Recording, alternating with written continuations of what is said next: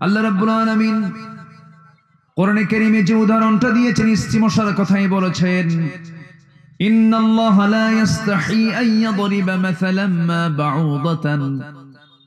আলেম ওলামা যারা আছেন, বাউদাতান গোলতা শেষে আছে মুয়ান্নাস। পুরুষ মশা কামড়ালে বংশ বিস্তার হবে না, পুরুষ মশা রক্ত চুষলে বংশ বিস্তার হবে না। স্ত্রী মশায় কামড় দেয়, সেখান থেকে ডিমের জন্য প্রোটিন দরকার, তা মানুষের রক্তের মধ্যে রয়েছে। ডিমের যে প্রোটিন তা মানুষের রক্তের মধ্যে রেখে দিয়েছেন তিনি আমার কে। মানুষের রক্তের প্রোটিন থেকেই মশার বংশ বিস্তার হয়। কোথা থেকে আল্লাহ কোথায় নিয়ে গেছেন, এবং এটা বলছেন যে বাউদাতান, এবং এটা কাজ করে হলো স্ত্রী মশা। আল্লাহু আকবার বলেন। কোরআন কি মানুষের কিতাব?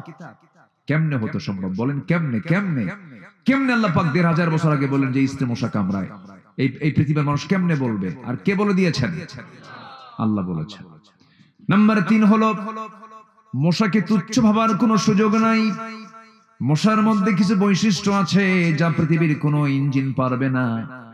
আপনি রাতের বেলা ঘুমিয়ে পড়েছেন, রাতের বেলা ঘুমানোর সময় দেখতেছেন শীতের রাত, কোথাও কোনো মশা নাই, এই ঘরে নাই, ওই ঘরে নাই, কোনো ঘরে নাই, কিন্তু মশারি ছাড়া মশারি না টাঙ্গায় ঘুমায় পড়েছেন।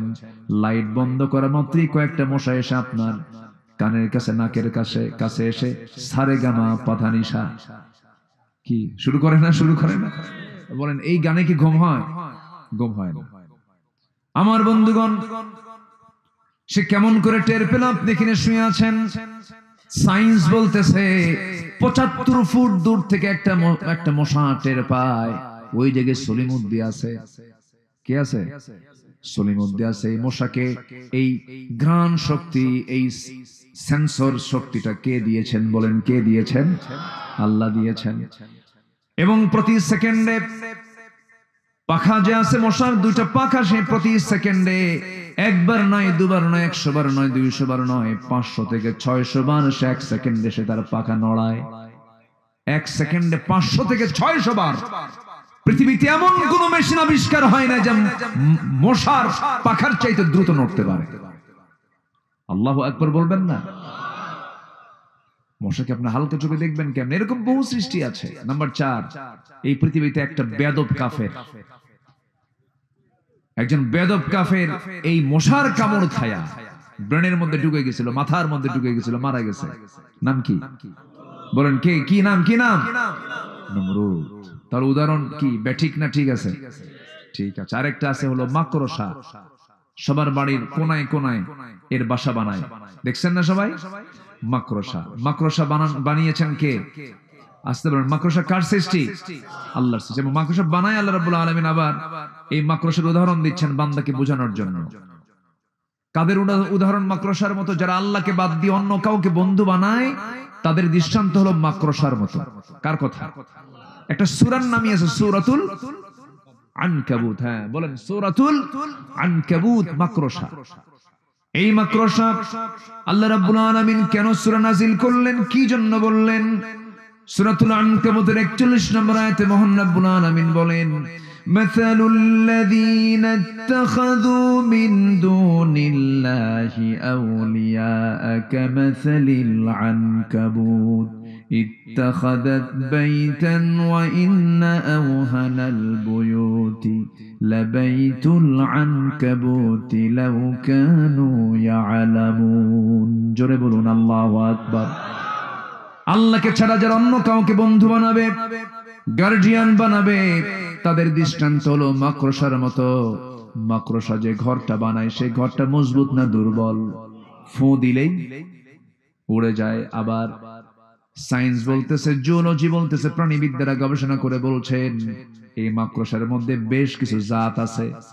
ম্যাক্সিমাম জাতগুলো স্বামী স্ত্রী, তাদের মধ্যে স্বামী স্ত্রী যা আছে, এদের মধ্যে যখন যৌন মিলন হয়ে যায়, দৈহিক সম্পর্ক যখন হয়ে যায়, ইন্টারকোর্স যখন কমপ্লিট হয়ে যায়, স্ত্রী মশার মধ্যে চরম একটা ক্ষুধা কাজ করে। স্ত্রী মশার মধ্যে চরম ভিটামিন শূন্যতা ফিল করে, চরম ক্ষুধা কাজ করে, ক্ষুধার ঠেলায় সেই সমস্ত স্ত্রী মাকড়সা স্বামী মাকড়সাকে কামড় মেরে খেয়ে ফেলে দেয়। অর্থাৎ ওই সংসারে স্ত্রী তার স্বামীকে মেরে ফেলে, দুনিয়ার জীবনেও যদি যে সংসারে স্ত্রী তার স্বামীকে হত্যা করে, ষড়যন্ত্র করে, বলেন তো এটি কি সুখের সংসার নাকি? আল্লাহ পাক বলছেন যারা আল্লাহকে বাদ দিয়ে অন্য কাউকে বন্ধু বানাবে তাদের অবস্থা হলো মাকড়সার সংসারের মতো। আল্লাহু আকবার, একটু জোরে বলি আল্লাহু আকবার। এরকম অসংখ্য ভরি ভরি আল্লাহ পাক যা বলেছেন বান্দার জন্য, কাজের না অকাজের, কাজের। কোরআনটাকে আমরা মানবো এক জায়গায় না সব জায়গায়? আসতে বলবেন এক জায়গায় না সব জায়গায়। আকাশে মেঘ হয়, মেঘ কিভাবে হয় এটা মানুষ জানতো না আগে। ওয়াটার সাইকেল পানি চক্রের মধ্য দিয়ে বাষ্পীয় আকারে আল্লাহ পাক জমিন থেকে নর্দমার পানিকে ফিল্টারিং করেন, লবণ পানিকে ফিল্টারিং করে আকাশে উত্থিত করেন। তিনি আমার কে? আসতে বলবেন না তিনি আমার কে? মেটেরোলজিক্যাল সায়েন্স, যেটাকে আবহাওয়া বিজ্ঞান বলা হয়, এটা কোরআন ১৫০০ বছর আগে বলে দিয়েছে। আল্লাহু আকবার বলবেন না? এটা আশ্চর্য, এটা আশ্চর্য কিতাব। আল্লাহকে বোঝার জন্য, পরকালকে দেখার জন্য, পরকালের চিত্র, জান্নাত জাহান্নামের চিত্র যদি কেউ ভিডিও দেখতে চায়, সরাসরি দেখতে চায়, কোরআন নামক আয়নায় চোখ রাখলে সব দেখা যায়। আল্লাহু আকবার বলেন। এটা ছাড়া বিশ্বাসের কোনো জায়গা নাই। এটাই হচ্ছে একমাত্র বিশ্বাসের জায়গা। বলি আলহামদুলিল্লাহ। আর এটাকে বলে যে কোরআন নাকি রাজনীতি নাই। তোমার কিসের মধ্যে রাজনীতি আছে? এগুলো ভুয়া কথা, এগুলো সমস্ত কথার পাত্তা দেব না। জোরে বলি ইনশাআল্লাহ, আরো জোরে বলি ইনশাআল্লাহ। কোরআন শুধু নামাজের ফয়সালা দেয় না, কোরআন শুধু ধর্মীয় কথা বলে না, কোরআন দিয়ে প্রশাসন চলতে পারে, সচিবালয় চলতে পারে, ক্যান্টনমেন্ট চলতে পারে, সব চলতে পারে। চলতে পারে না? রাসূল চালান নাই? কেমনে চালিয়েছেন রাসূল, এটার একটা চিত্র আজকে চিত্রায়িত করব। জোরে বলি ইনশাআল্লাহ। আমাকে সময় দিচ্ছেন তো সবাই? আল্লাহ কবুল করুন। জোরে বলি আমিন। আমি এতক্ষণ পর্যন্ত লক্ষ্য করেছি দুজন ভাই উঠে গেছেন, হতে পারে আমি তৃতীয় জনকে আর উঠতে দেব না। এই যে উঠলো একজন, মনে হয় উনি খুব বৃদ্ধ মানুষ, মনে হয় একদম বুড়া মানুষ। তৃতীয় জন যেন কেউ না ওঠেন। তৃতীয় জন সবার আগে আমি উঠবো মোনাজাতের পর ইনশাআল্লাহ। বলেন সবাই থাকতে রাজি আছেন তো? যে আপনি থাকবেন, আমার আলোচনা আমি গুছাই নিতে পারবো। আপনি চলে যাবেন, আমি আমার আলোচনা হারায় ফেলবো। আপনিও এলোমেলো, আমিও এলোমেলো হয়ে যাব। আসুন মূল আলোচনার দিকে আবার চলে আসি। আমরা সূরাতুশ শূরা থেকে কথা বলেছি, সূরাতুশ শূরা থেকে কথা বলেছি। যে আয়াত থেকে আমি তেলাওয়াত দিয়ে শুরু করেছি সেই আয়াতের দিকে আস্তে আস্তে চলে যাচ্ছি।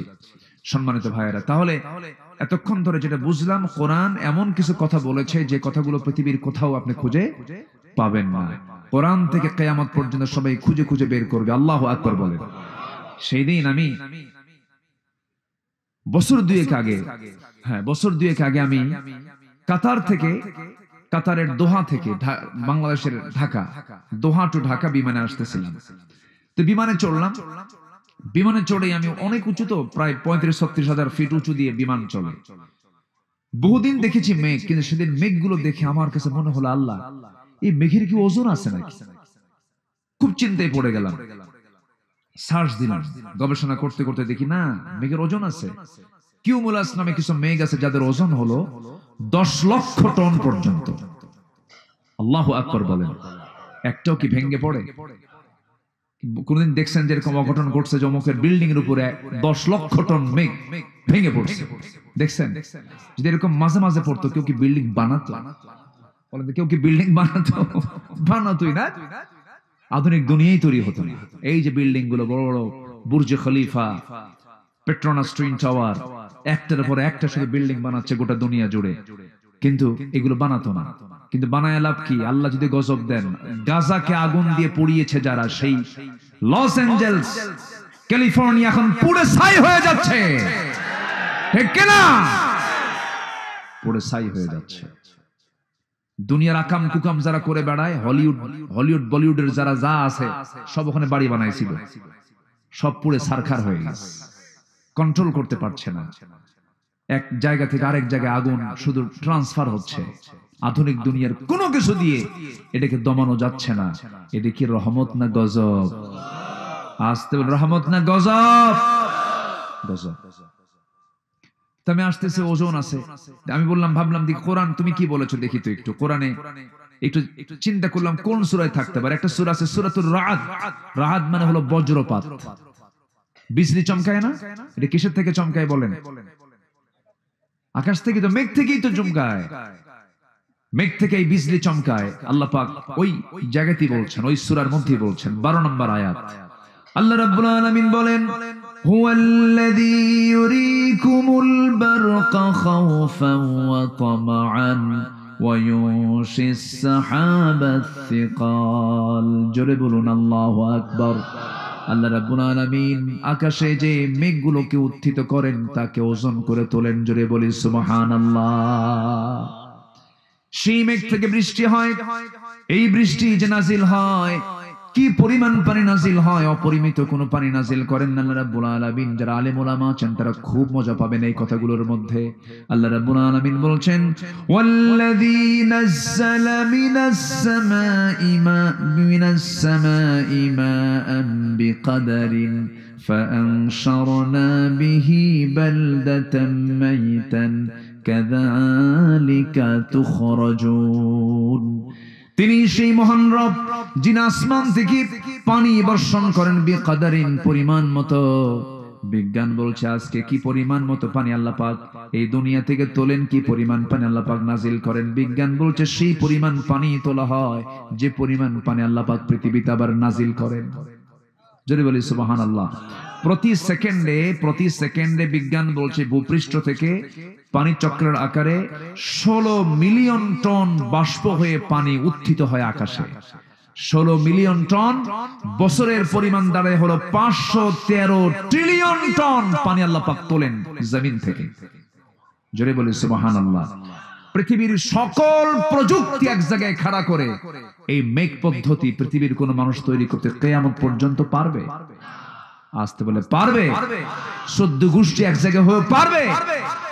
কে চালান? আসতে বলে কে চালান? আকাশে মেঘ আসে আর জমিনের পানির স্তরটা উপরে তুলে দেন কে? আকাশে মেঘ হলেই টিবল চাপতে আর কোনো কষ্ট কি জানেন না? আপনার গ্রামের মানুষ জানেন না? এই দেখেন না, এটা দেখেন না, আকাশে মেঘ, টিবল কি শক্ত না নরম? নরম হয়ে গেছে। সুবহানাল্লাহ। চিন্তা করা যায় আল্লাহ পাক কি সুন্দর করে বলছেন। আল্লাহ রাব্বুল আলামিন বলছেন, বান্দারে এগুলো তো আমি করি। একটা আয়াত আল্লাহ রাব্বুল আলামিন এই মুহূর্তে আমার মনে হচ্ছে না আল্লাহ রাব্বুল আলামিন তার অর্থ হচ্ছে, আল্লাহ রাব্বুল আলামিন বলছেন, বান্দা এই জমিনকে সিক্ত করার জন্য পানির যে স্তর, সেই পানির স্তর তাকে উপরে তুলে দিল পৃথিবীর কেউ না, একমাত্র তিনি আমার কে। কুল আরাআইতুম ইন আসবাহা মাউকুম গাওরান ফামান ইয়াতিকুম বিমাইন মাঈন। জোরে বলুন আল্লাহু আকবার, আল্লাহু আকবার, আল্লাহু আকবার। আকাশে মেঘ, টিবলটা নরম হয়ে গেছে, জমিনের উপরে পানি চলে আসছে। কে করেছেন? কে করেছেন? আল্লাহ করেছেন। আপনার বাড়ির সামনে নর্দমার পানিকে ফিল্টারিং করে উপরে তুললেন, মিষ্টি পানি বানায় দিলেন। ফিল্টার দেখা যায়? আজ থেকে ফিল্টার দেখা যায়? আর বান্দা একটু না খেয়ে থাকলে আল্লাহ তুমি আমারে দেখোই না, তোমার চোখ কানা হয়ে গেছে, এরকম কিছু আছে না? নাই বলেন তো? আল্লাহ সব দিয়েছেন, কোন চাহিদা আল্লাহ পাক বাদ দেননি। রিজিক শোনেন, টাকা পয়সা হাজার হাজার কোটি টাকার মালিক হলে রিজিক হয় না। তাই যদি হতো সালমানের প্রমাণ শীত হয়ে পড়ে আছে। আসতে কোন কেন? আসতে কোন কেন? টাকা থেকে বাঁচিয়েছে, টাকা থেকে হেফাজত করেছে। হাজার হাজার কোটি টাকার মালিক, হলমার্ক, শেয়ার বাজার সব লুটপাট করে শেষ করে লাভটা হলো কি শেষে? শেষে দাড়ি যুদ্ধ কাটলো, তাও বাঁচতে পারলো না। হ্যাঁ না, আবার রাখছে তো, এখন আবার রাখছে। জানাকুম আনাকুম, মাঝে মাঝে আসে, মাঝে মাঝে যায় দাড়ি। বোঝেন নাই? ধর্মের ব্যবসা আমরা করি না, ধর্মের ব্যবসায় ওরাই করে যারা প্রয়োজনে দাড়ি রাখে, তারপর দাড়ি কাটে। ঠিক কিনা? নির্বাচন আসলে মাথায় পট্টি বাঁধে, নির্বাচন গেলে কপালে গিয়ে দিল্লিতে গিয়ে তিলক লাগায়। ঠিক কিনা? আমরা পৃথিবীর কারো গোলাম নই, আমরা আল্লাহর গোলাম থাকতে চাই। সব দেখা শেষ, আমরা সব দেখে নিয়েছি, আমরা বহু ধোঁকা খেয়েছি এই 54 বছর 53 বছর, আর ধোঁকা খেতে চাই না আমরা। সব দেখা শেষ। আগামীর দেশ আমরা দেখতে চাই কোরআনের দেশ, ইসলামের দেশ। রাজি আছেন কারা কারা? হাত উঁচু করে দেখান মুসলমান।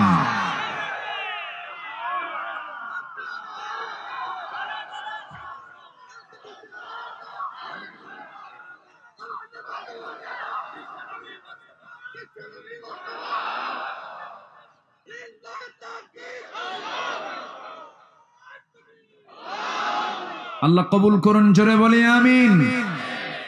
আর মৌলবাদী কেউ বলে না এই 5-6 মাস আর কোন জঙ্গির কোন নাটকও নাই, কারণ নাটকের যিনি মূল হোতা তিনি এখন শ্বশুর বাড়ি বসে আছেন, ঠিক কিনা?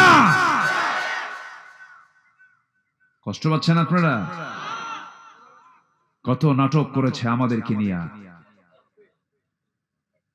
মাহফিলে বসছি মারামারি,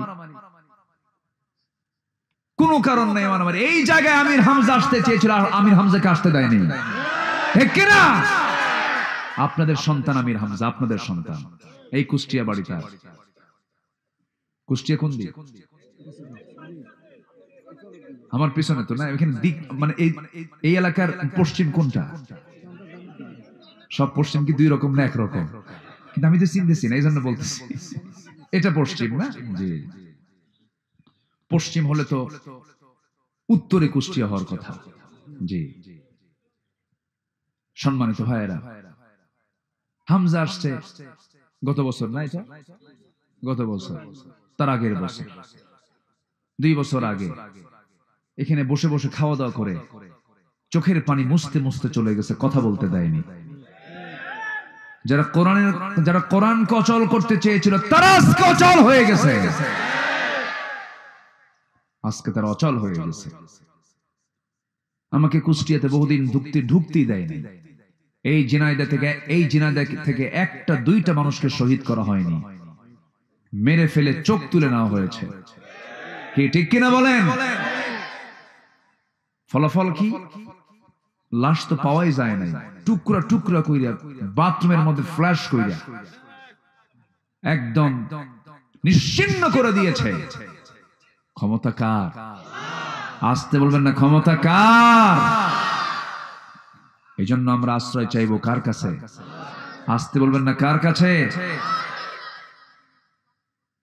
আমরা জুলুমকে কখনো প্রশ্রয় দেব না। রাসূল জুলুমকে পছন্দ করতেন না। জুলুম নবীর সামনে এক উট এসে কান্দে। কি এসে কান্দে বলেন তো? উট। বিশ্বনবী তো উনি যা শুনতেন আমরা তা শুনতাম না, উনি যা দেখতেন আমরা তা দেখতাম না, উনি যে বুঝতেন আমরা তা বুঝতাম না। সুলাইমান পাখির ভাষা বুঝতেন, একজন নবী কার ভাষা বুঝতেন? সকল প্রাণীর ভাষা বুঝতেন। তামান নবীজি দাঁড়ায় আছেন, একটা উট এসে রাসূলের সামনে এসে কাঁদতেছে। আমার নবীজি উটের মাথায় হাত দিলেন, সান্ত্বনা দিলেন, উট থেমে গেল। বললেন, কাঁদো কেন? উট অভিযোগ দিল, ইয়া রাসূলুল্লাহ, আমার মালিক আমাকে না খায়া রাখে, আমাকে পানি দেয় না। আমার নবীজি বললেন, মান রাব্বু হাদাল জামাল, এই উটের মালিকটাকে আমার সামনে নিয়ে আসো। নিয়ে আসা হলো। বললেন, ও উটের মালিক, উটের মালিক সেজেছো কিন্তু মালিক হওয়ার যোগ্যতা হারিয়ে ফেলেছো। উট কেন না খেয়ে থাকে? এই রাষ্ট্রে মানুষ তো দূরের কথা, একটা উট পর্যন্ত না খেয়ে থাকতে পারে না। আল্লাহু আকবার বলেন। আমার নবীজি এটা প্রাণীর খবরও রাখতেন। সম্মানিত ভাইয়েরা, তাহলে সব তো দেখলাম, এখন আমরা দেখবো ইসলামকে। কাকে দেখবো বলেন তো? ইসলামকে। ইসলাম কার? আর বাকি যা এতদিন চলছে সব আল্লাহর না বান্দার? বলেন কার? কার বলেন? সব বান্দার বিধান দিয়ে চলেছি আমরা। এখন আমরা দেখবো এখন কার বিধান বলুন তো? আসতে বলবেন না, কার বিধান দেখবো? আর মৌলবাদী বলে না, রাজাকার শব্দ তো আর নাই মুখে, শেষ,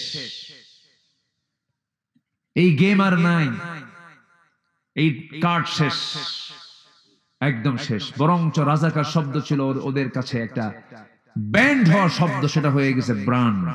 আমি কে, তুমি কে, ঠিক আছে না? ঠিক আছে, সব বলে এটা কি ব্র্যান্ড বানায় দিয়েছে। যুবকরা, তোমরাই পারবে আগামী দেশকে গড়তে। তোমাদের দায়িত্ব হলো চরিত্র সুন্দর করতে হবে। একজন ব্যক্তিকে নিতে হবে চরিত্র, তিনি হচ্ছেন মুহাম্মদ সাল্লাল্লাহু আলাইহি ওয়াসাল্লাম। তার থেকে চরিত্র নিতে হবে, কারো কাছে যাওয়া যাবে না। আমার বন্ধুগণ, সেই ইসলামকে নিয়ে আল্লাহ রাব্বুল আলামিন সুস্পষ্ট বান্দাকে জানিয়ে দিচ্ছেন, কোন দিন কায়েম করা যাবে না আল্লাহর দিন ছাড়া, ইসলাম ছাড়া। আল্লাহ রাব্বুল আলামিন সুন্দর করে বলছেন, শারা'a লাকুম মিনাদ-দীন ما وصى به نوحا والذي أوحينا إليك وما وصينا به إبراهيم وموسى وعيسى أن أقيموا الدين ولا تتفرقوا فيه كبر على المشركين ما تدعوهم إليه الله يجتبي إليه من يشاء ويهدي إليه من ينيب جربون الله أكبر سورة الشورى آيات نمبر 13 আল্লাহ রাব্বুল আলামিন বলেন তিনি তোমাদের জন্য দিন নির্ধারণ করেছেন সেই দিন যার নির্দেশ দিয়েছেন নূহ আলাইহিস সালাতু ওয়াস সালামকে যা আমি আপনার প্রতি ওহী আকারে নাজিল করেছি যার নির্দেশ দিয়েছিলাম ইব্রাহিম মুসা ঈসা সবাইকে দিয়েছিলাম তাদের সবাইকে দায়িত্ব দিয়েছিলাম এই মর্মে যে তোমরা আল্লাহর দ্বীনকে কায়েম করো সেই দিন কায়েমে তোমরা কখনো মতপার্থক্য সৃষ্টি করতে যেও না কার কথা কে বলেছেন দিন কায়েমে কোন প্রকার ইখতিলাফ সৃষ্টি করা যাবে না সবাইকে দিন কায়েমে এক হতে বলছেন তিনি আমার কে আল্লাহ পাক দিন কায়েম হলে পরে সুদ থাকবে না দিন কায়েম হলে পরে জিনা থাকবে না দিন কায়েম হলে পরে সুদের কারবার থাকবে না জিনার কারবার থাকবে না মদের বোতল থাকবে না এখান থেকে মাত্র 60-70 মাইল টান দিলেই মদের ফ্যাক্টরি আছে এলাকায় কে আছে না নাই কেরু এন্ড কং আছে না হ্যাঁ সেই মদের টাকার ইনকামও কিন্তু আমরা খাই আপনি কোথায় যাবেন ইসলাম কায়েম না হলে আমরা কেউ হারাম থেকে মুক্ত হতে পারবো না সেই দিন আমরা হারাম থেকে মুক্ত হতে পারবো যেদিন সুদ প্রথা বন্ধ হয়ে যাকাত প্রথা চালু হয়ে যাবে আমরা সুদ চাই না যাকাত চাই সুদের অর্থনীতি না যাকাতের অর্থনীতি যাকাতের অর্থনীতি যদি চালু হয় সকল সংকট দূর করে দিবেন তিনি আমার কে আল্লাহ পাক সম্মানিত ভাই আপনাদের সামনে তো কথা বলা খুব মুশকিল আপনাদের ভাষাগুলো খুব সুন্দর বলি আলহামদুলিল্লাহ মিষ্টি ভাষার মানুষ আপনারা খুব সুন্দর করে কথা বলতে পারেন যশোর তো হ্যাঁ ওই তো যশোর আগের কি ছিল বলেন বাবার পেঁচ লাগান এই তো মাগুরা হালে আসলো নড়াইল হালে আসলো তারপরে ঝিনাইদহ হালে আসলো ওই মহেশপুরের কোনা থেকে একদম কালনা ফেরিঘাটের লোহাগড়া এইদিকে কি এই একদম মানে পাংশার সঙ্গে লাগানো অঞ্চল থেকে শুরু করে মাগুরার একদম ওই মাথা পর্যন্ত যশোরের সেই কেশবপুর পর্যন্ত সব যশোর সব কি যশোর ও গিলো ভাত খেয়ে যাবেন বলে ফাইন করে একটা টান মারে না খুব সুন্দর মজা একটা আপনার ভাষার মধ্যে একটা মজা আছে বলি আলহামদুলিল্লাহ জোরে বলি আলহামদুলিল্লাহ সবচেয়ে শুদ্ধ ভাষী হচ্ছেন আপনারা নদীর সঙ্গে বাড়ি তো আপনাদের ভাষাগুলো সুন্দর যশোরের খই সুন্দর না যশোরের ভাষা সুন্দর বলে না নাটোরের কাঁচাগোল্লা যশোরের খই বগুড়ার দই বলেন এরকম বলেন না কিন্তু যশোরের ভাষা সুন্দর বলি আলহামদুলিল্লাহ ভাষাটা আপনাদের অনেক সুন্দর আল্লাহ আপনাদের ভাষাও সুন্দর করে দেন ঈমানটাও সুন্দর করে দেন জোরে বলি আল্লাহুম্মা আমিন আমার নবীজি যে রাষ্ট্র গড়েছিলেন সে রাষ্ট্রটা কেমন ছিল আমরা একটু শুনি আমার নবীর রাষ্ট্র কেমন ছিল শুনবো না আমরা ইনশাআল্লাহ আমরা সেইভাবে আমরা শিক্ষা নেব কারণ আজকের সমাজে সবচেয়ে বড় ক্রাইসিস এখন সুন্দর কল্যাণ রাষ্ট্র আমার দেশে হওয়া দরকার বারবার মানুষ মরবে আর স্বৈরাচার পতন হবে এই দৃশ্য আমরা দেখতে চাই না একটা সুন্দর রাষ্ট্র গঠন হবে আর স্বৈরাচারের জন্ম বাংলার জমি আমরা হতে দেব না আসুন আমার নবীজি কেমন রাষ্ট্র গড়েছিলেন কি থেকে কি বানালেন মানুষগুলোকে চোর সম্পদের পাহারাদার হয়ে গেল নারী দেখলেই জিহ্বায় পানি চলে আসতো আর তারা হয়ে গেল নারী সতীত্বের পাহারাদার কি মানুষ তারা হলেন কি চরিত্র তারা আনলেন অন্য কিছু দিয়া নয় একমাত্র বলুন তো সবাই কি দিয়া আসতে বলবেন না কি দিয়া কোরআন এটা দি জিরো কি হিরো বানিয়েছেন মুহাম্মদ সাল্লাল্লাহু ওমর কি ভালো ছিলেন আস্তে কর ওমর কি ভালো ছিলেন আগে রাসূলকে মারার জন্য আমর ইবনে হিশাম ওটাও আমর ওটাও কি আমর ওমর আর আমর আর ওরফে হচ্ছে আবু জেহেল। ওরফে কি? আবু জেহেল। আমর ইবনে হিশাম সে মক্কার কুরাইশদের মাঝে ঘোষণা করলো, কে আছো মুহাম্মদ বিন আব্দুল্লাহর কল্লা নিয়ে আসবা। কেউ সাহস পেল না। দাঁড়ায় গেছে কে? আরেক ওমর। এক আমরের আহ্বান, আরেক ওমর সামনে দাঁড়ায় বলতেছে, আমি আছি। কে তুমি? খাত্তাবের ছেলে ওমর, যা বলে তা করে ছাড়ে, যাও। নাঙ্গা তরবারি নিয়ে বের হয়েছেন, রাসূলকে মারবেন, পারলেন না। পরাজিত হয়ে রাসূলের পায়ের কাছে তরবারি রেখে ইসলাম গ্রহণ করতে বাধ্য হয়েছেন। কিসের কারণে? এটা কি করেছেন উনি? শুনেছেন। বলেন বলেন বলেন বলেন, কি করেছেন? শুনেছেন। একজনের কণ্ঠে উনি শুনেছেন। তাও কি জানেন? তা হচ্ছে নিজের ভগ্নিপতি। হ্যাঁ, সোজা নাঙ্গা তরবারি নিয়ে যাচ্ছেন, রাসূলকে মেরে ফেলবেন। এক সাহাবী বলছেন, ওমর কই যাও? মুহাম্মদ নাকি খুব বাড়াবাড়ি করতেছে, ওর একটু শেষ করতে যাচ্ছি। তুমি কি জানো তোমার বোন ভগ্নিপতি দুইটা ইসলাম কবুল করছে? রাগ গেছে আরো বেড়ে, কিন্তু লাইন গেছে ভিন্ন। লাইন কি হয়েছে? আগে থাম, বোনের আগে সাইজ করি। এইদিকে রাসূলের কাছে গিয়ে সংবাদ দিচ্ছেন। সুবহানাল্লাহ বলবেন না? আল্লাহু আকবার। সাহাবীদের হিকমত দেখেন। ওমর ফারুককে পাঠিয়ে দিয়েছেন তার বোনের বাড়ি। খালি বলছেন, তুমি কি জানো তুমি যারে মারতে যাও তোমার বোনই তো ইসলাম কবুল করছে। চলে গেছে। আমার নবীর কাছে সংবাদ চলে গেল। নবীজি বলছেন, সাহাবীরা ওমরকে আসতে বাধা দিও না, কারণ গত রাত্রে আমি দুই ওমরের জন্য দোয়া করেছি। আমার বিশ্বাস আল্লাহ পাক খাত্তাবের ছেলে ওমরকে দ্বীনের জন্য কবুল করে নিয়েছে। এখান থেকে একটা শিক্ষা আমরা নেব, দাওয়াতি কাজ করতে গেলে যার কাছে আপনি দাওয়াত নিতে যাবেন তার জন্য আগে দোয়া করার দরকার আছে না? না, আগে তার জন্য দোয়া করতে হবে। আল্লাহ তুমি ওই লোকটাকে নামাজি বানায় দাও, আমি আজকে নামাজের দাওয়াত দেব। আল্লাহু আকবার। আমার বন্ধুগণ, বোনের বাড়িতে চলে গেলেন। বোনকে মারতে মারতে রক্তাক্ত করে ফেললেন। বোন বলছে, ভাই রে, তোমার দেহে যে বাবার রক্ত আমার দেহে সেই বাবার রক্ত, একই বংশ, একই মার পেট থেকে জন্ম নিয়েছে। আজকে তুমি আমার ভাই হয়ে মারতে মারতে যদি মেরেও ফেলে দাও, আমি আল্লাহর কালাম যে বুঝেছি, দিন যে গ্রহণ করেছি, সব ছাড়বো, কিন্তু আল্লাহর কালাম ছাড়বো না। এই কথা বলার সঙ্গে সঙ্গেই একটু দিলটা নড়ে উঠলো। এবার বলছে, বোন রে, তুই কি শুনলি, কি তেলাওয়াত করলি, আমাকে দে তো। তার সামনে যখন কোরআন তেলাওয়াত করা হচ্ছিল, সেই সময় তার সামনে কোরআনের সূরা তাহার কয়েকটা আয়াত যখন তার সামনে দেওয়া হলো, কোরআন তেলাওয়াত যখন তিনি করলেন এবং শুনলেন, আশ্চর্য হয়ে এতটা আশ্চর্য হলেন যে চোখের কোনা বেয়ে বেয়ে টপ টপ করে পানি পড়ছে। আর মনে মনে চিন্তা করছেন, এত সুন্দর কথা পৃথিবীর কোনো মানুষের হতে পারে না। তাহা মা আনজালনা আলাইকাল কুরআন লিতাশকা। নবীর কাছে এসে তরবারি রেখে বলছেন, হুজুর, মারতে চাইছি, শক্তভাবে এসেছিলাম, কিন্তু পারলাম না, কোরআন আমাকে পরাজিত করে দিয়েছে। আমি আমার সিদ্ধান্ত চেঞ্জ করে ফেললাম, আপনি আমাকে পড়ায় দেন। সবাই বলুন, আশহাদু আল্লা ইলাহা ইল্লাল্লাহু ওয়াহদাহু লা শারীকা লাহু ওয়া আশহাদু আন্না মুহাম্মাদান আবদুহু ওয়া রাসূলুহু। রাসূল মাঝে মাঝে বলতেন, ও আমার সাহাবীরা, আমার পরে যদি কেউ নবী হতো, আমার ওমর নবী হয়ে যেত। লাকানা উমর, আমার ওমর নবী হয়ে যেত। কি গুণ আল্লাহ পাক তার মধ্যে দিয়েছিলেন।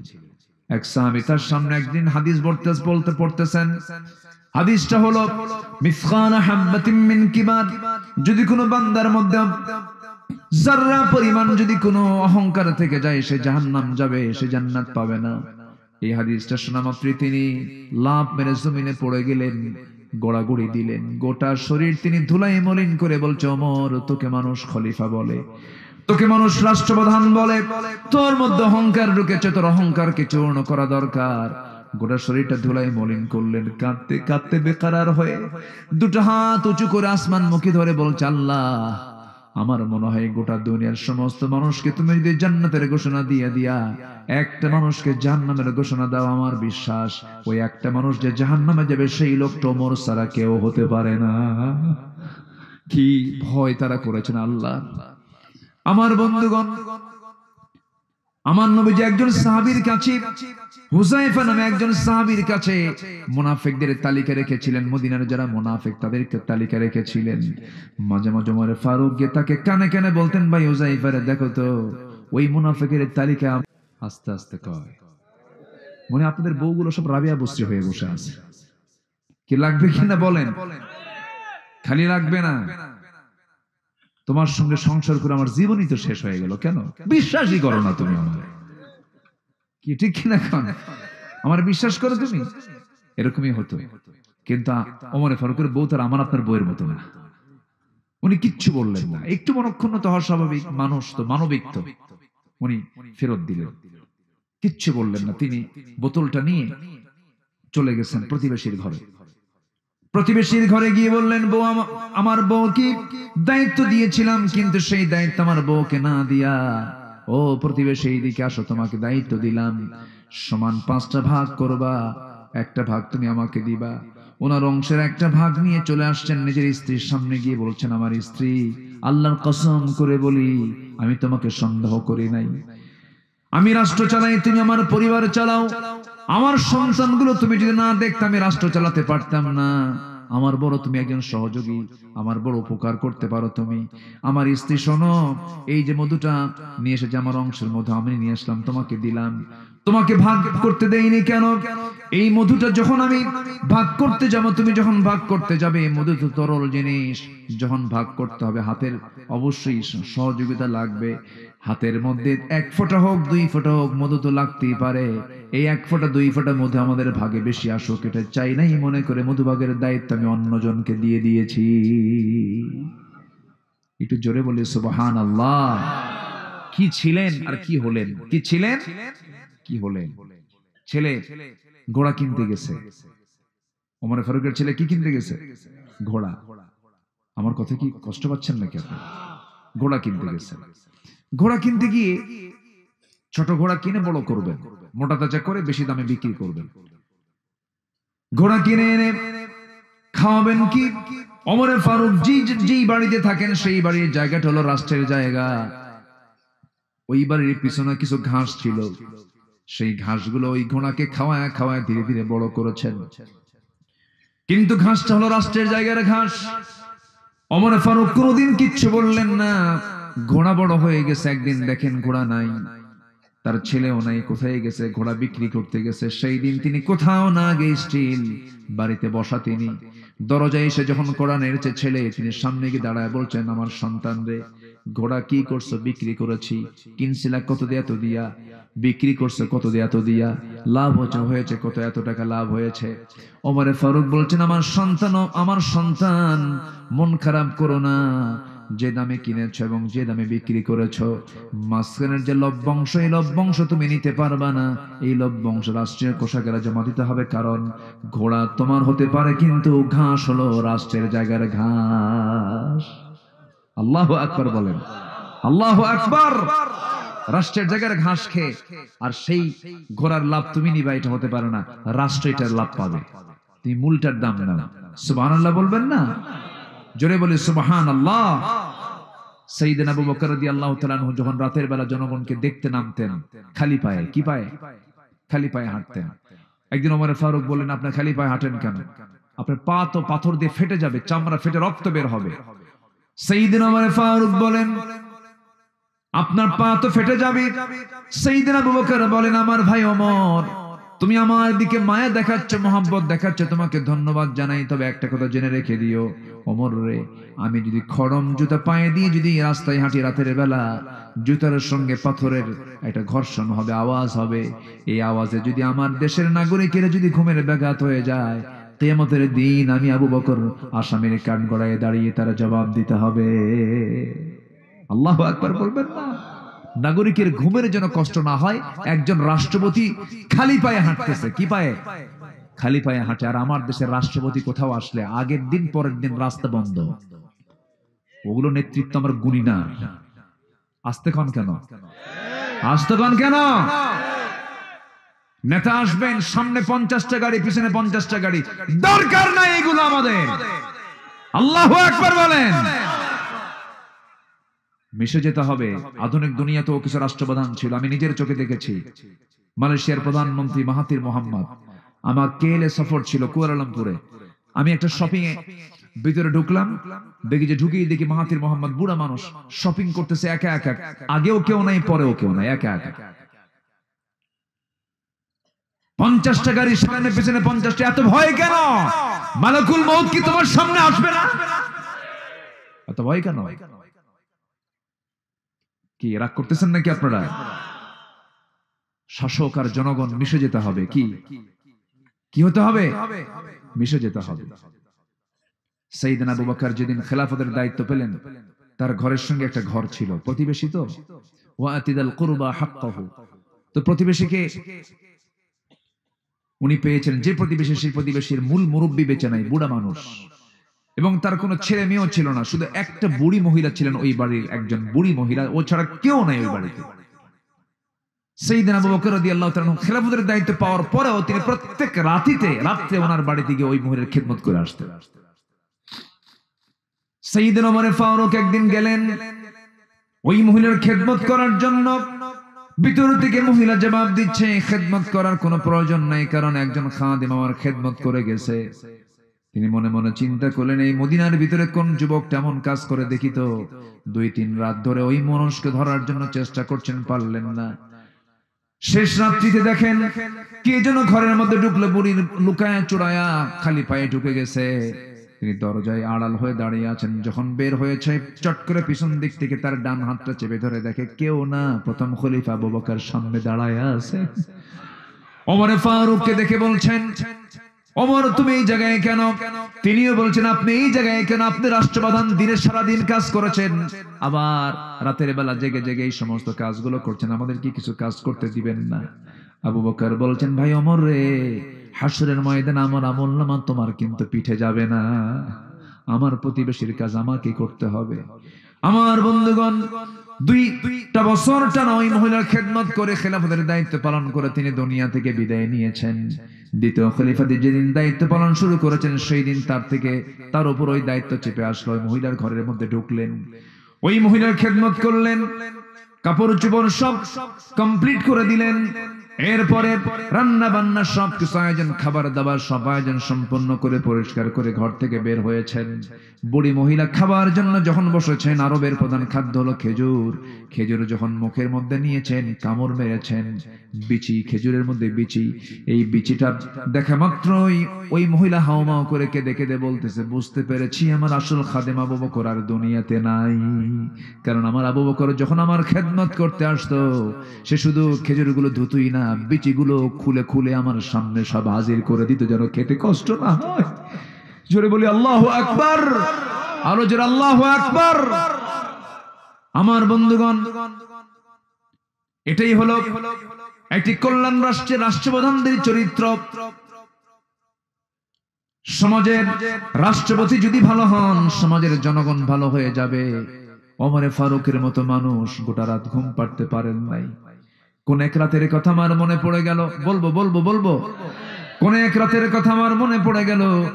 সাইয়েদনা ওমর ফারুক ঘর থেকে বের হওয়ার সময় বলছেন, বউ আমার তো ঘুম আসে না, আমাকে জনগণ এমন একটা দায়িত্ব দিয়েছে, এই দায়িত্ব আমার ঘুমটাকে হারাম করে দিয়েছে, আমি ঘুমাতে পারি না। আমি জনগণকে দেখতে বেরোলাম। এশার নামাজ পড়লেন তিনি, বাড়িতে যত কিঞ্চিত খাবার খেয়ে বের হয়ে গেছেন, জনগণকে দেখার জন্য বের হয়েছেন। হঠাৎ করে একটা ঘর থেকে কান্নার আওয়াজ আসে। বাড়ির সামনে দাঁড়ায় দেখেন, সেই কান্নার আওয়াজটা হলো ছোট ছোট বাচ্চাগুলো। বাইরে থেকে শক্ত গলায় বলছেন, ওমরে ফারুক, এই বাড়িতে কি বাচ্চাদের মা নাই নাকি? কেমন মা সন্তানদের কান্না থামাতে পারে না? ভিতর থেকে আওয়াজ আসে, কান্না কেমনে থামাবো, খাদ্য তো নাই আমার ঘরে। ওমরে ফারুক চলে গেলেন, এক বস্তা আটা এন্ট্রি করে নিজের মাথায় বহন করে মহিলার সামনে হাজির করে বলছে, মহিলারে, আমি ওমর, আবার যখন আটার বস্তা ফুরে যাবে আমাকে খবর দিবা, আমি ওমর নিজের পিঠে বহন করে পৌঁছায় দিয়ে যাব। বিধবার ঘরে তিনি আশ্রয় দিলেন।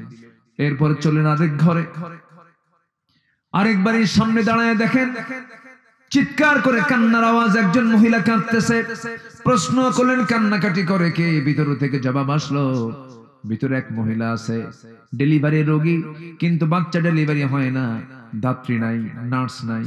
ওমরে ফারুক করবেন কি? তিনি তো কিছুই করতে পারবেন না। অনেক গভীর রাত, বাড়িতে চলে গেলেন, বউটাকে বললেন, বউ আমার বোরকা পড়ো, তোমাকে আমার সঙ্গে যেতে হবে। নিয়ে গেলেন। ওই বাড়ির সামনে স্ত্রী দুটো হাত জড়িয়ে ধরে বলছে, আমার স্ত্রী, আমার স্ত্রী, আমরা কিন্তু জনগণের শাসক নই, আমরা হলাম জনগণের খাদেম। এই যে ঘরের মধ্যে একজন মহিলা নার্সের অভাবে যদি আজকে তার ইন্তেকাল হয়ে যায় অথবা সন্তান মারা যায়, কিয়ামতের দিন আমি ওমর, আমাকে খুনির কাতারে দাঁড় হতে হবে, তাড়াতাড়ি ভিতরে ঢুকে পড়ো।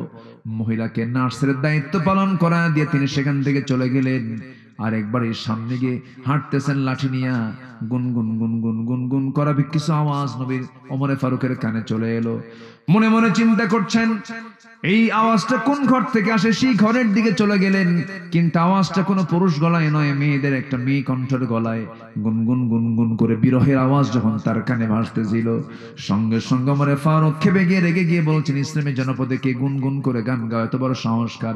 গান বন্ধ হয়ে গেছে। দরজায় নক করলেন, দরজা খোলে না। দরজার পিছন দিকে চলে গেছেন, টান মেরে দরজার পিছন দিকে চলে গিয়ে বেড়াটা ভাঙলেন। খেজুর পাতার বানানো বেড়ার ঘর। ঘরের মধ্যে ঢুকিয়ে দেখেন একজন মহিলা, সামনে প্রদীপ জ্বালানো, মাথায় কাপড় দিয়ে পর্দার নিয়ম রক্ষা করে সামনে দাঁড়ায় আছে। ওমরে ফারুক বলছেন, মহিলা তুমি কি জানো না এটা ইসলামের জনপদ, এখানে গান গাও কেন?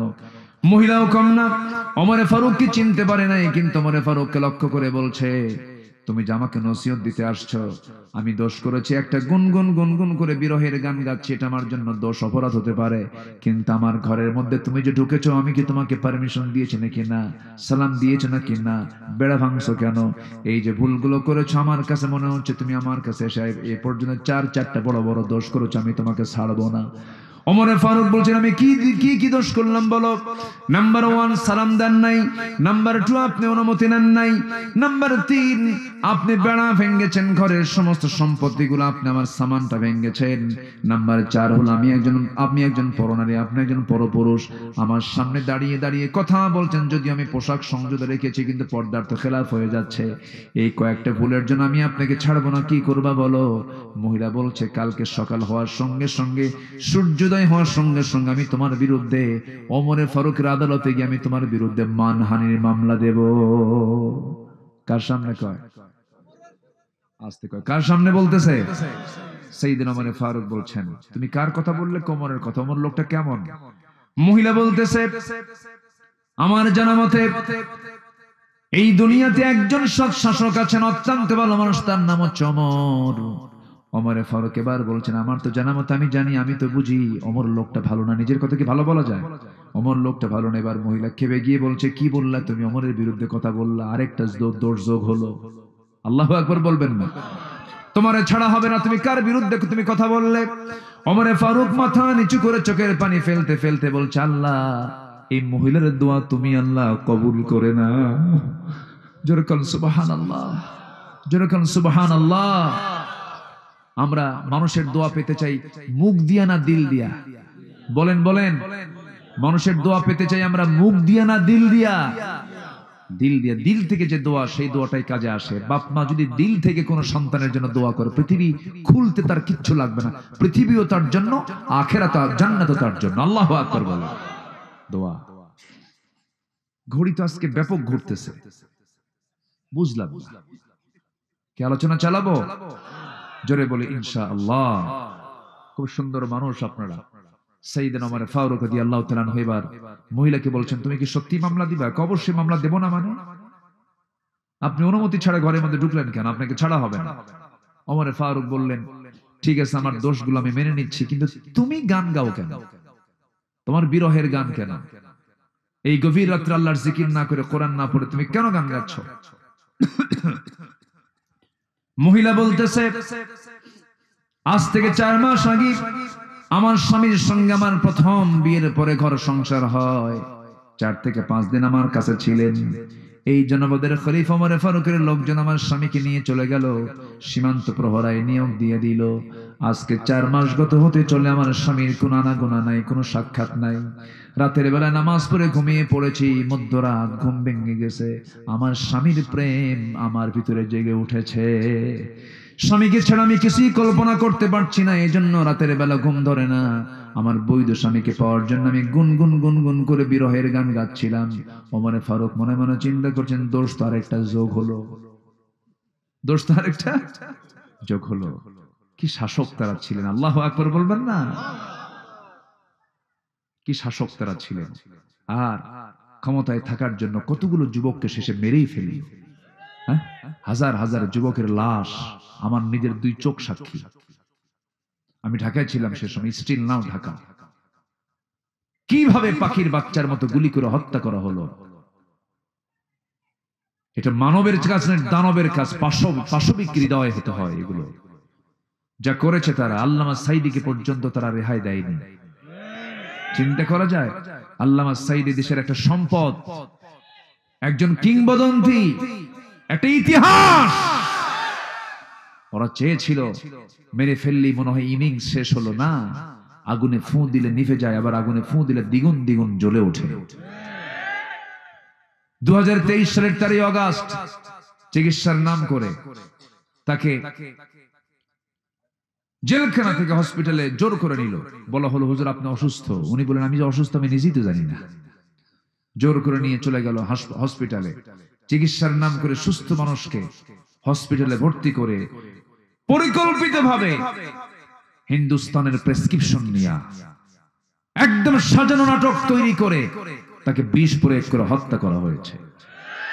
তাফসীর মাহফিলের এই প্ল্যাটফর্ম থেকে সুস্পষ্ট ভাষায় আমরা জানান দিতে চাই, অবিলম্বে আল্লামা সাইদির যারা খুনি, ওদেরকে ফাঁসির মঞ্চে ঝুলিয়ে মারা হোক।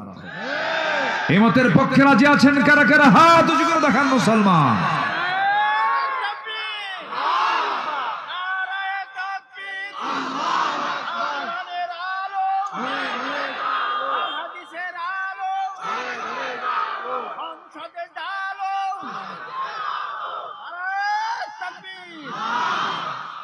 হাত নামান, শেষ করে দিই।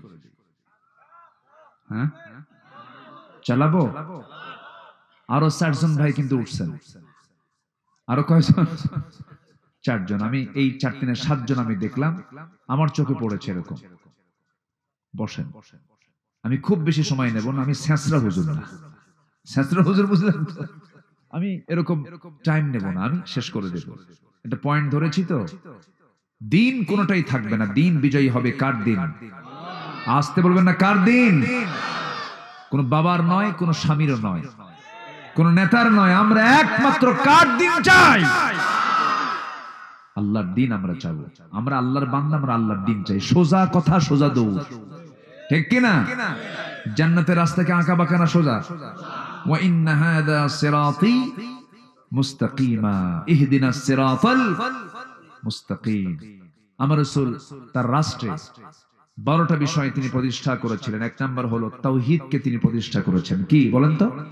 তাওহীদ। নবীজি রুকুতে যান, তাওহীদের প্রকাশ করছেন, আমি কারো ইবাদত করি না, কারকে ছাড়া।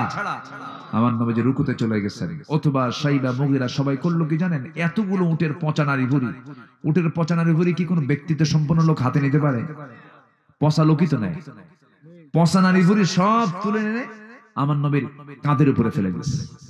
নবীজির সেজদায় রুকুতে তখন তিনি হামাগুড়ি দিয়ে সেজদায় চলে গেলেন, পারলেন না। সবাই হেও করে, ঠাট্টা করে, দেখ মুহাম্মদ রে, দেখ পচা নারী ভুঁড়ি দিয়ে আমরা চাপায়া দিয়েছি, দেখ ওর রব ওকে কিছুই কয় না, ওর সাহায্য করে না, এরকম করে হেও করছিল।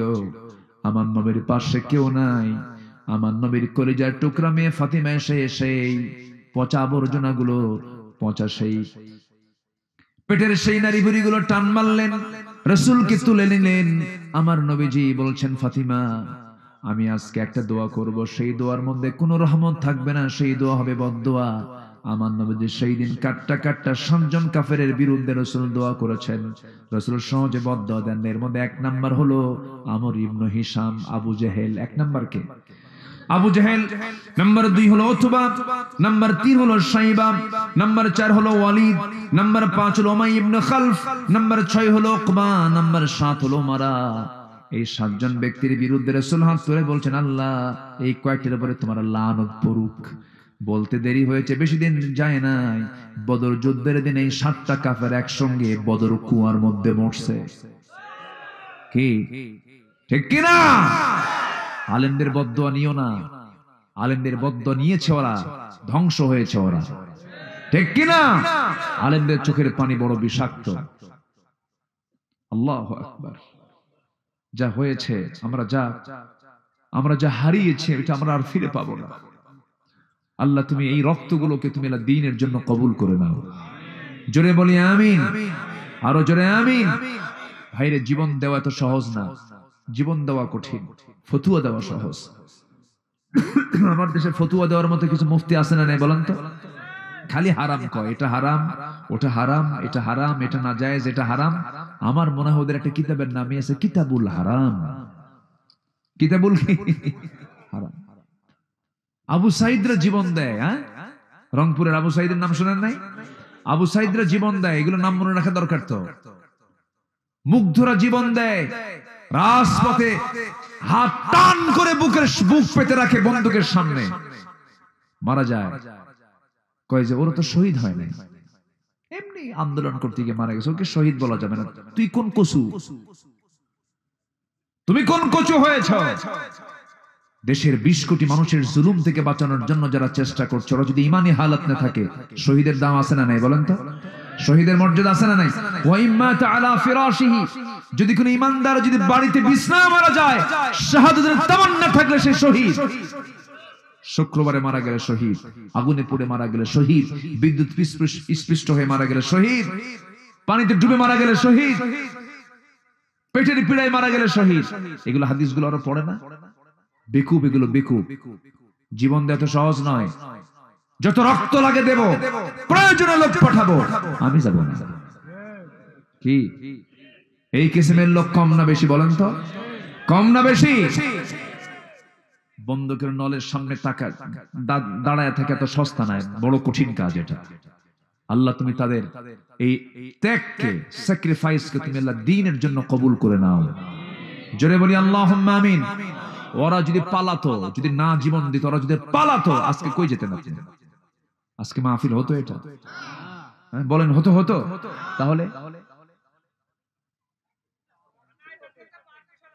হ্যাঁ হ্যাঁ, এই তো জুতার তলা ক্ষয় হয়ে শেষ, জুতার তলাও ক্ষয় হয়ে শেষ হয়ে যেত।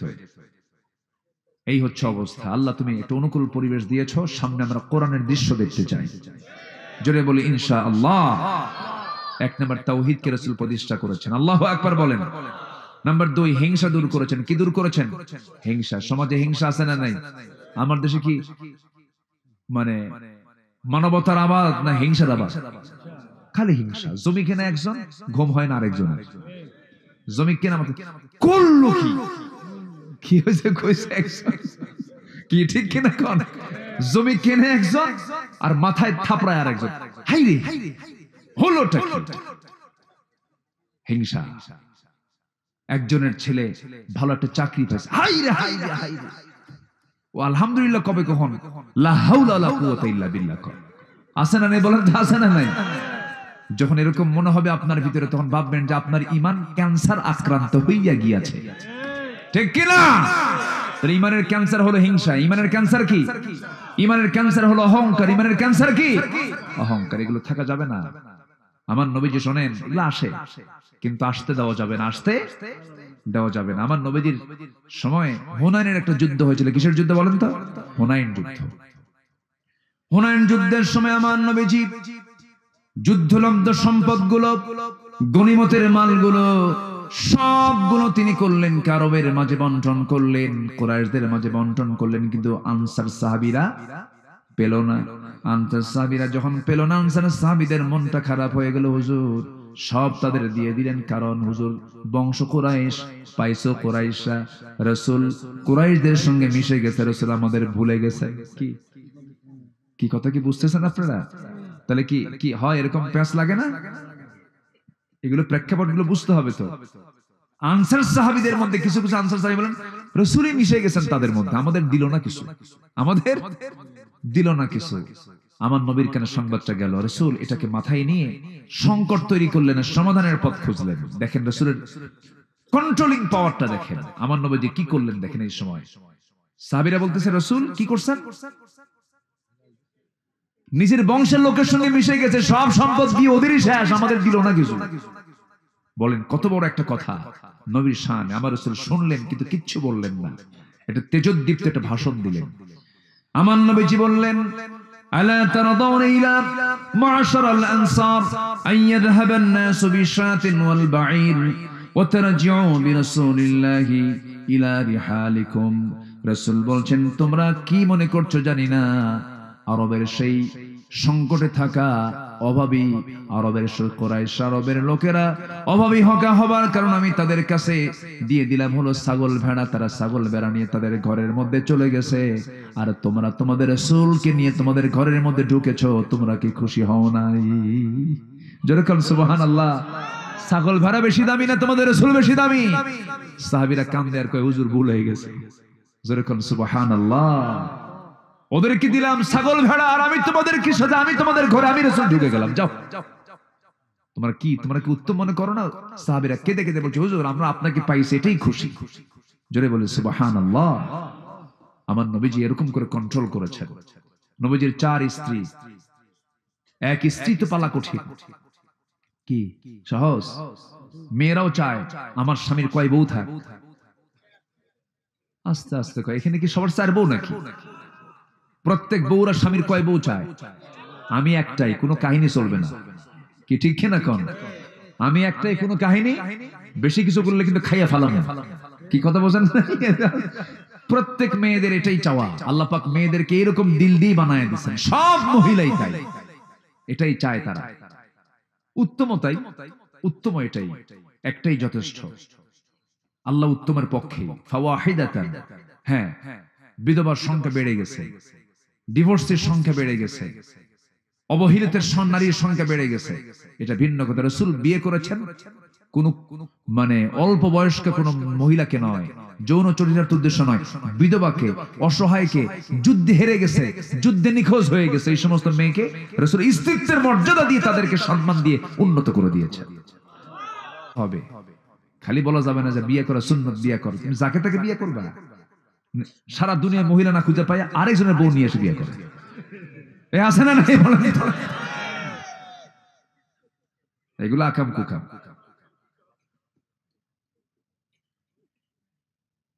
আমার নবীজির 4 স্ত্রী, কেউ বলতে পারতেছে না রাসূল কাকে বেশি ভালোবাসেন। 4 জনই গন্ডগোল লাগে, কয় যে আমারে রাসূল বেশি ভালোবাসে, আরেকজন আমারে রাসূল বেশি ভালোবাসে, 4 জনই সমান সমান।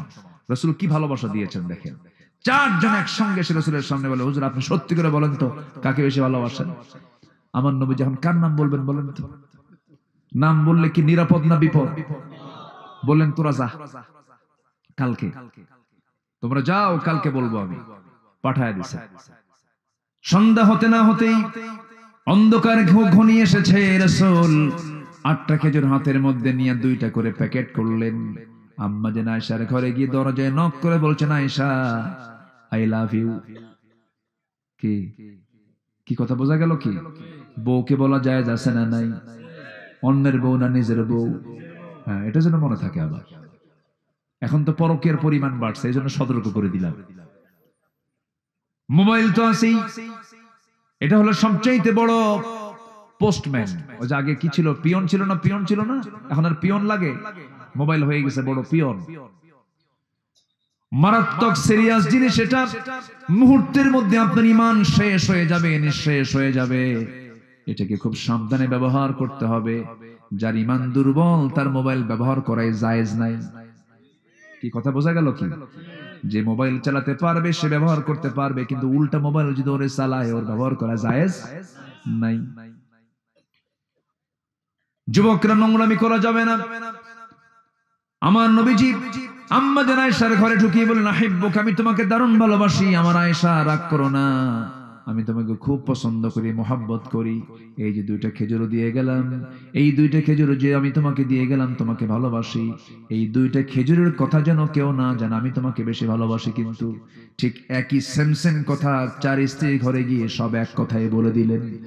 পরের দিন সকালবেলা সব স্ত্রীগুলো বুক ভরা আশা নিয়ে এসে বলতেছে, হুজুর আজকে আপনাদের আমাদেরকে জানাতে চেয়েছেন কাকে বেশি ভালোবাসেন।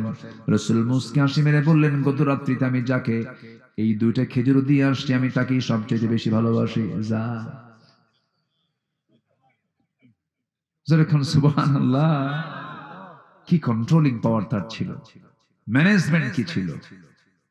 যখন তিনি বাচ্চাদের কাছে যেতেন, বাচ্চারা খেলাধুলা বাদ দিয়ে রাসূলের কাছে এসে বসতো, ঘাড়ে বসতো, বুকে বসতো, পিঠে দাঁড়াতো। আল্লাহু আকবার বলে।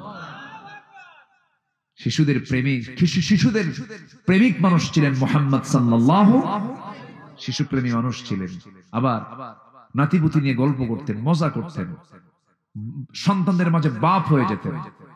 মেয়ে ফাতিমাকে খুব আদর করতেন। বিয়ে দিয়ে 3 দিনও পার হয় নাই, বিয়ে দেওয়ার পর 3 দিন পার হতে দিতেন না, মেয়ের বাড়িতে গিয়ে বসে থাকতেন। সুবহানাল্লাহ। বিয়ে দেওয়ার পরেও তিনি চলে যেতেন জামাই বাড়িতে, ঘন ঘন যেতেন। আমার মেয়ে ফাতিমাকে না দেখলে আমার ভালো লাগে না, যেতেন চলে। বিয়ে যেদিন দিলেন, আমার রাসূলের জামাই তো একটা ধনী ছিল আর একটা গরিব ছিল। একটা ধনী কে বলেন তো, বলেন কে? বিশাল ধনী, সম্পদ কমই না। একদিন এসে বলতেছে, হুজুর আমার আর ভালো লাগে না এত সম্পদ, দোয়া করেন আমি যেন গরিব হয়ে যাই। আচ্ছা, এরকম ধনী কি এখন দুনিয়াতে খুঁজে পাওয়া যাবে? কোন ধনী কি এসে দোয়া চায় এরকম যে হুজুর একটু দোয়া করেন আমি যেন ফকির হই, এরকম দোয়া খাওয়া চায়? কিন্তু তিনি এমন ধনী এসে বলতেছে, হুজুর আপনি আমার জন্য দোয়া করেন আমি যেন কি ফকির হয়ে যাই। রাসূল বললেন, তুমি কি করো কও তো, একটা তোমার লাইফ স্টাইল জিজ্ঞাসা করি কি? আচ্ছা, তুমি যখন উটের পিঠে বসে থাকো, উটের পিঠে যখন খাও তুমি কেমন করে খাও?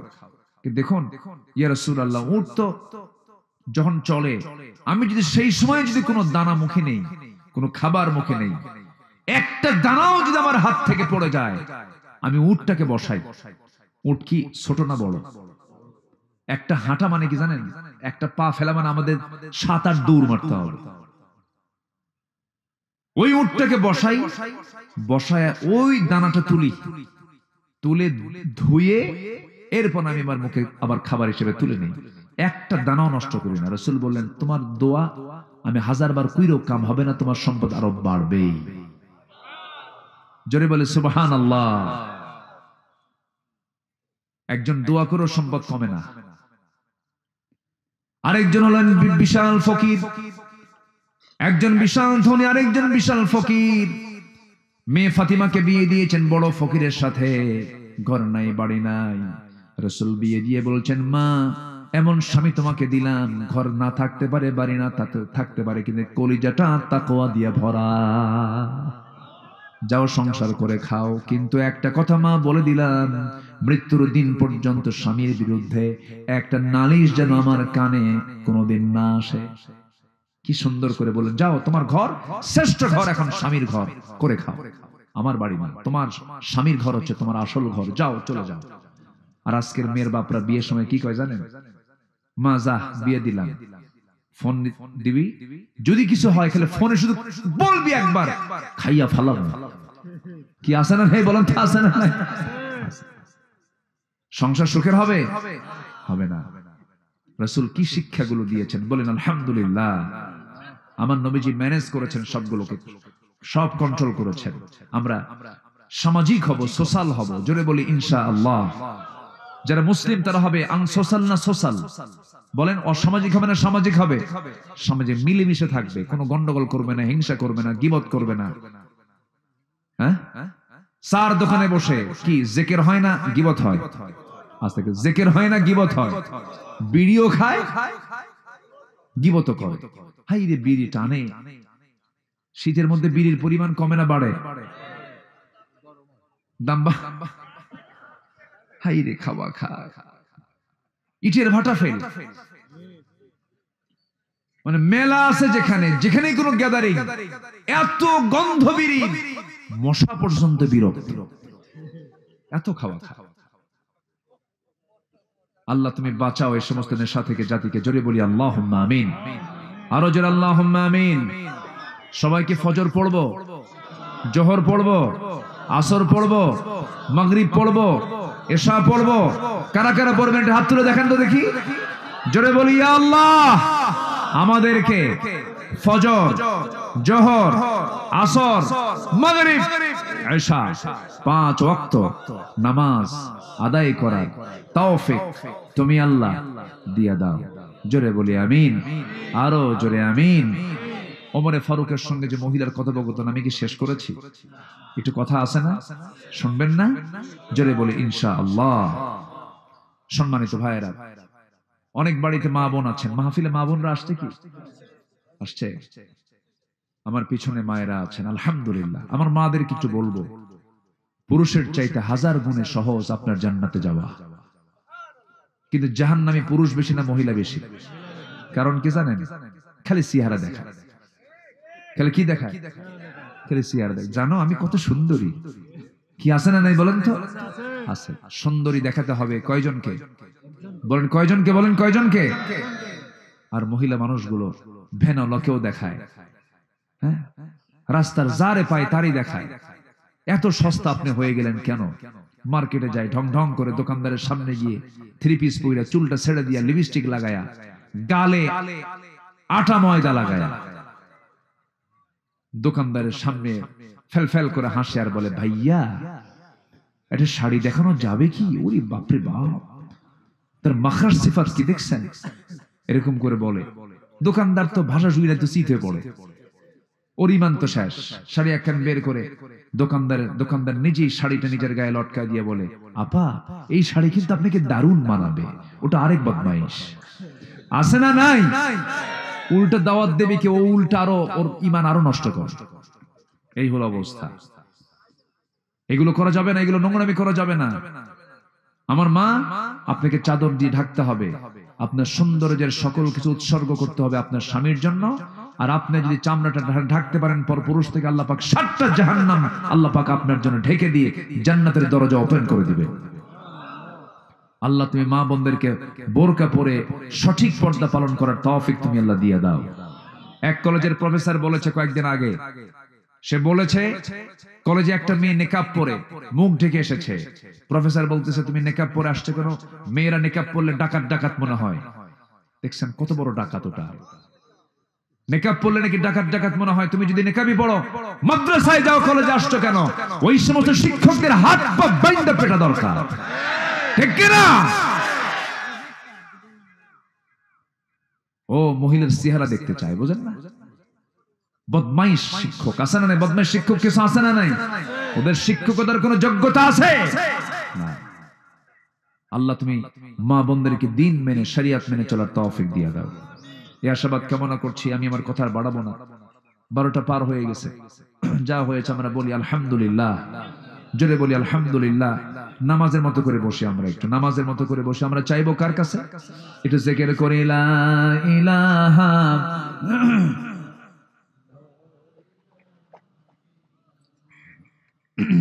লা ইলাহা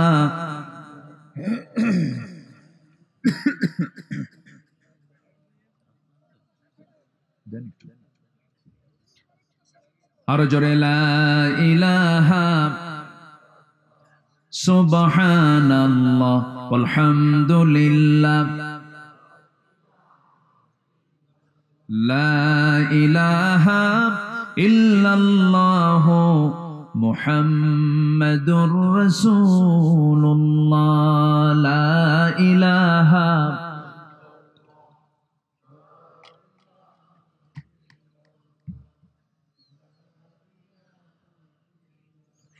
লা ইলাহা ইল্লাল্লাহ মুহাম্মাদুর রাসূলুল্লাহ সাল্লাল্লাহু। যে মাইক গুলো খুব ভালো, মাশাআল্লাহ, মাইকের সাউন্ডও ভালো। নামাজ কালাম পড়েন তো? ওয়াজ বেশি শুনে কে বলেন তো? নামাজ পড়ে নাই? ফজর পড়বেন না ইনশাআল্লাহ? তাও কিছু কয় না। এই ফজর পড়বেন না? পড়তে হবে ইনশাআল্লাহ। বলেন ইনশাআল্লাহ, যে আল্লাহ কবুল করুন। জোরে বলি আমিন। যে ফজরের দিক তাকিয়ে আমরা আর লম্বা সময় নেব না। শীতের রাত, কষ্ট হচ্ছে, মাটিতে বসে আছেন। আল্লাহ তুমি এই কষ্টকে তুমি আল্লাহ জান্নাতের কারণ বানায় দাও। জোরে বলি আল্লাহুম্মা আমিন। সবাই বলে সুবহানাকা আল্লাহুম্মা ওয়া বিহামদিকা আশহাদু আল্লা ইলাহা ইল্লা আনতা আস্তাগফিরুকা ওয়া আতুবু ইলাইকা। চিৎকার মেরে বলি ইয়া আল্লাহ, আমার জীবনের সাগীরা কবিরা, ছোট বড় সব গুনাহ তুমি আল্লাহ মাফ করে দাও। জোরে বলুন ইয়া রাব্বাল আলামিন। আমরা নামাজের মতো করে একটু বসি, একটু বিনয়ী হয়ে বসে আমরা আল্লাহর, একটু ঠান্ডা লাগবে না? থাক না হয় যদি কষ্ট হয়, যে আমরা একটু বিনয়ী হয়ে আমরা আল্লাহর কাছে চাবো আল্লাহ যেন আমাদের গুনাহগুলোকে মাফ করে দেন। সবার কাছে দোয়া চাই, সবাই কি দোয়া করবেন? আমি আপনার জন্য দোয়া করি আল্লাহ যেন আমাদের এই সম্পর্ক হাসর পর্যন্ত গড়ায় দেয়। আমাদের আশরাফুল ভাই কোথায় আছেন? আলহামদুলিল্লাহ, মাশাআল্লাহ। আল্লাহ তুমি মাহফিলকে কবুল করো। জোরে বলি আমিন। আসুন আমরা আল্লাহর কাছে চাবো। কার কাছে প্রার্থনা করব আমরা? আল্লাহর কাছে। জি, আল্লাহুম্মা আমিন। রব্বানা যালামনা আনফুসানা ওয়া ইল্লাম তাগফির লানা ওয়া তারহামনা লানাকুনান্না মিনাল খাসিরিন। গভীর রাত, নিঝুম রাত, ঝিমানো রাত্রিতে চাঁদের মতো হাজারো মুসলমান নরনারী নিয়ে তোমার কালামের একটা আয়াতকে সামনে রেখে দিন প্রতিষ্ঠার আন্দোলন করা দরকার। দিন প্রতিষ্ঠা, কামতে দিন নিয়ে কিছু কথা বলেছি। কাঙ্গাল ফিকারের মতো দুটো হাত পেতেছি আল্লাহ, তোমার পছন্দের যারা বান্দা খোলাফা রাশিদিনদের খেলাফত নিয়ে, তাদের শাসন কার্য নিয়ে কিছু কথা বলেছি। তোমার শাহী দরবারে কাঙ্গাল ফিকারির মতো দুটো হাত পেতেছি আল্লাহ, গুনার দিকে নজর দিও না। বান্দা মনে করে তামাম জিন্দেগির গুনাহগুলোকে মাফ করে দাও।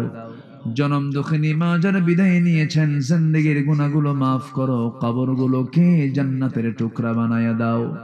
রব্বিরহামহুমা কামা রব্বায়ানি সগীরা, রব্বিরহামহুমা কামা রব্বায়ানি সগীরা। আল্লাহ তাআলা বিশেষ করে এই মাহফিলের আয়োজন যারা করলেন, শোনার জন্য দূর দূরান্ত থেকে যারা আসলেন, বিনিময়ে কিয়ামতের কঠিন ময়দান যেদিন কেউ কাউকে চিনবে না, এমনকি মা সন্তানকে পর্যন্ত স্বীকার করে বসবে, যেদিন মানুষ কাঁদতে কাঁদতে চোখের পানিগুলো পড়ে যাবে, চোখ থেকে রক্ত বের হওয়া শুরু হয়ে যাবে, সেই কঠিন মুসিবতের দিন এই মাহফিল সবার জন্য নাজাতের মাধ্যম তুমি আল্লাহ বানাইয়ে দিও। ও আল্লাহ, তোমার বান্দাগুলোর মনের কোন যাতনা তুমি আল্লাহ ভালো করে জানো, সব ঠান্ডা করে দাও। আশপাশে যত মাইয়াত শুয়ে আছেন, কবরগুলোকে জান্নাতের টুকরা বানায় দাও।